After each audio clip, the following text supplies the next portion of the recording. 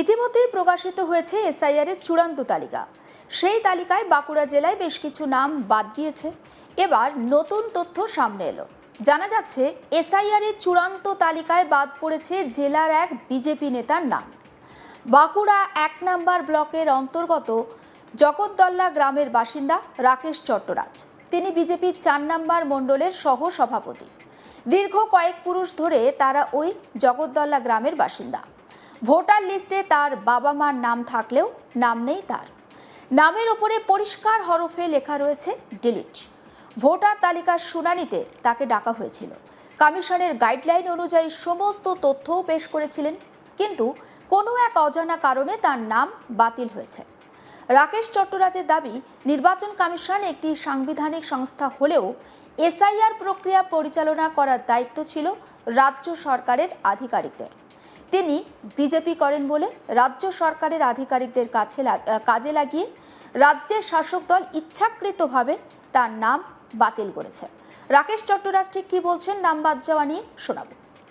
বিক্ষোভ করার মূল কারণ হচ্ছে এসআইআর এর নিয়ম অনুযায়ী সমস্ত ডকুমেন্টস প্রথমে জমা করেছিলাম, তারপর আমাকে চিঠি করা হয়েছিল, আমি এখানে এসে সমস্ত কাগজপত্র জমা করেছি এবং বর্তমানে যখন ফাইনাল লিস্ট আসছে সেখানে দেখা যাচ্ছে আমার ডিলিট নাম।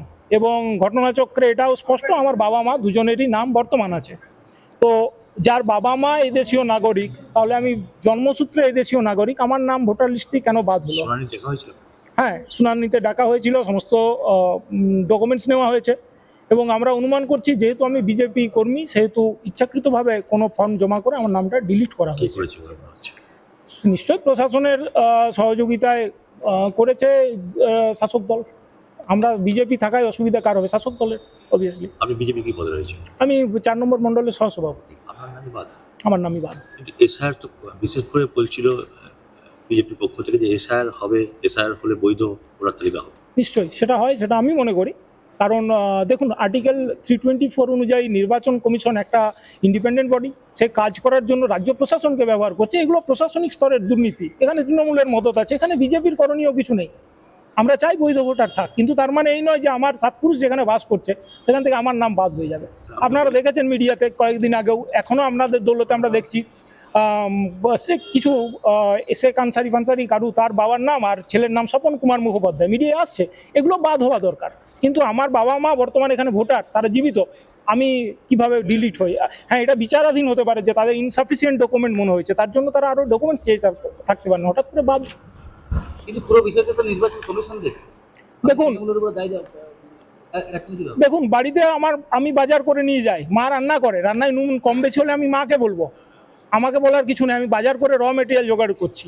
তো নির্বাচন কমিশন ইনস্ট্রাকশন দিয়েছে, কাজ করছে রাজ্য প্রশাসনের মাধ্যমে। রাজ্য প্রশাসন গরমিল করলে ইলেকশন কমিশন সেটা ফাইনাল অ্যান্সারেবিলিটির জায়গা আছে, কিন্তু তার এটা নয় যে নির্বাচন কমিশন নিজে এসে কাজ করছে। সেক্ষেত্রে যদি দেখা যায় তৃণমূলের তো বহু কর্মী বা নেতা, তাদেরও তো নাম বাদ গেছে, তাদের নিশ্চয়ই সেরকম কিছু আছে। আমি যেটা রয়েছে, আমি তো ডকুমেন্ট সাপেক্ষে, প্রমাণ সাপেক্ষে কথা বলছি। আমার যদি ভুল থাকে আমাকে চ্যালেঞ্জ করা হোক। আপনি তাদেরকে কোথায় বসেছেন, কেন বসেছেন? বিডিও অফিসে এসে ধর্নায় দিয়েছি, কারণ এখানে থেকে কাজটা পরিচালনা করা হচ্ছে। বিডিও অফিস থেকে আমাকে চিঠি করা হয়েছিল, আমি এসে কাগজপত্র জমা করে গেছি। যদি আমার কাগজপত্র তাদের পর্যাপ্ত না মনে হয়, তারা আবার ডেকে পাঠাতে পারতেন, নাম দিলে কি না। বিডিও ম্যাডাম এখানে নেই, কোনো কাজে বাইরে আছেন। জয়েন্ট বিডিও ম্যাডাম কথা বলেছেন, কিন্তু তার উত্তরে আমি ব্যক্তিগতভাবে স্যাটিসফাই নই। তিনি সদুত্তর দিতে পারেন। দেখুন, কি করবো এটা তো সরকার বলবে। আলটিমেটলি যদি আমার কোর্টে যেতে হয়, নিজের নাগরিকত্ব প্রমাণ করতে হবে, যেতে হবে। কারণ আমার কাছে সাফিসিয়েন্ট ডকুমেন্টস আছে। আমার বাবা মা বর্তমান তারা এই দেশের বাই বার্থ নাগরিক। রাকেশ চট্টরাজের বক্তব্য শুনলেন তো, কিন্তু এই অভিযোগকে সম্পূর্ণভাবে অস্বীকার করেছে রাজ্যের শাসক দল তৃণমূল কংগ্রেস। তৃণমূল নেতা তথা বাঁকুড়া ১ নম্বর পঞ্চায়েত সমিতির সহ সভাপতি অংশুমান ব্যানার্জি তিনি জানাচ্ছেন, সম্পূর্ণ অযৌক্তিক কথা বলছেন ওই বিজেপি নেতা। এসআইআর পরিচালনা করছে কমিশন, তার কোনো অভিযোগ থাকলে কমিশনে গিয়ে নালিশ করুন। অংশুমান ব্যানার্জি তৃণমূল নেতা, বক্তব্য শুনুন। দেখুন, আমার তো অবাক লাগছে, উল্টা পড়ান। শাসক দলকে দুষছেন উনি। আমরা তো প্রথম থেকে আমাদের দলের তরফ থেকে আমরা একটা দাবি নির্বাচন কমিশনকেও জানিয়েছি, সুপ্রিম কোর্টকেও জানিয়েছি যে আমাদের রাজ্যের একজনও বৈধ ভোটারের নাম যেন তালিকা থেকে বাদ না যায়। কিন্তু বিজেপির পরিকল্পিতভাবে নির্বাচন কমিশন যেভাবে পশ্চিমবাংলার মানুষের নাম বিভিন্নভাবে বাদ দেওয়ার জন্য উঠে পড়ে লাগলেন, তার বিরুদ্ধে আপনারা লক্ষ্য করেছেন আমাদের দল আমরা বিভিন্নভাবে যাতে একজনও মানুষের নাম না বাদ যায় তার জন্য আমরা ক্যাম্প করেছি, প্রত্যেকটা মানুষের আমরা কাগজপত্রের সহযোগিতা করে দিয়েছি। এবার আজকে উনি বিজেপি নেতা, আজকে উনি প্রশাসনকে দোষারোপ করছেন। আরে প্রশাসন বলতে নির্বাচন কমিশনকে দোষারোপ করুন যে এই নির্বাচন কমিশন পশ্চিমবাংলায় কি চায়, পশ্চিমবাংলার মানুষের তো ভোটাধিকার কেড়ে নিতে চায়। আমরা তৃণমূল কংগ্রেস প্রথম থেকে আমাদের আন্দোলন ছিল দল মত নির্বিশেষে আমরা প্রত্যেকেই যাতে একজনও বৈধ ভোটারের নাম তালিকা থেকে বাদ দেওয়া না হয় তার জন্য আমরা আন্দোলন করেছি এবং এই আন্দোলন আমাদের চলছে, চলবে। তিনি যে অভিযোগ করছেন শাসক দলের মদতে প্রশাসনের নাম বাদ দিয়ে এটা সম্পূর্ণ মিথ্যা। এটা ভোটের আগেই হেরে বসে আছে।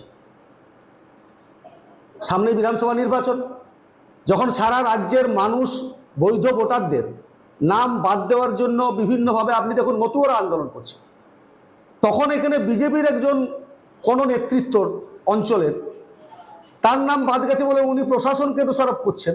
আরে প্রশাসনকে, নির্বাচন কমিশনকে দোষারোপ করুন। প্রশাসন আপনারা ভালো করে জানেন যে নির্বাচন কমিশনের যারা অফিসার তারা নির্বাচন কমিশনের আন্ডারে তারা কাজ করেছে, এখানে রাজ্য প্রশাসনের সাথে কোনো সঙ্গ নেই।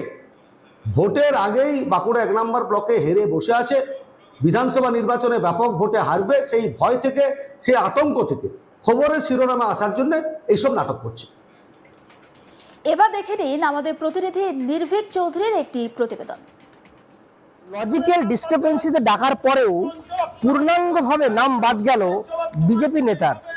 প্রসঙ্গত বাঁকুড়া 1 নম্বর ব্লকের 4 নম্বর বিজেপির যে মণ্ডল রয়েছে সেই মণ্ডল সহসভাপতি রাকেশ চট্টরাজ তিনি দাবি করছেন রাজ্য প্রশাসনের গাফিলতির কারণেই তার নাম বাদ গেছে।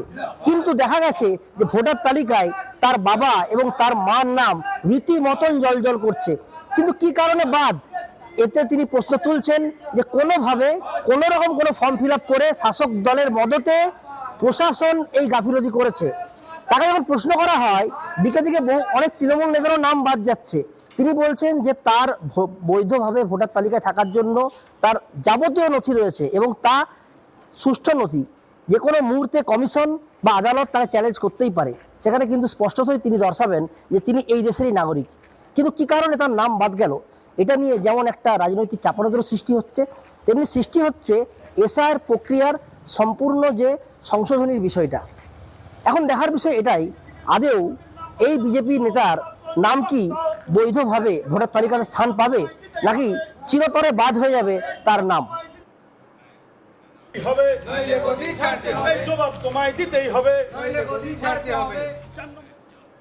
অন্যান্য সমস্ত খবরের আপডেটের জন্য নজর রাখুন আজ তাক বাংলায়, আর অবশ্যই সাবস্ক্রাইব করুন।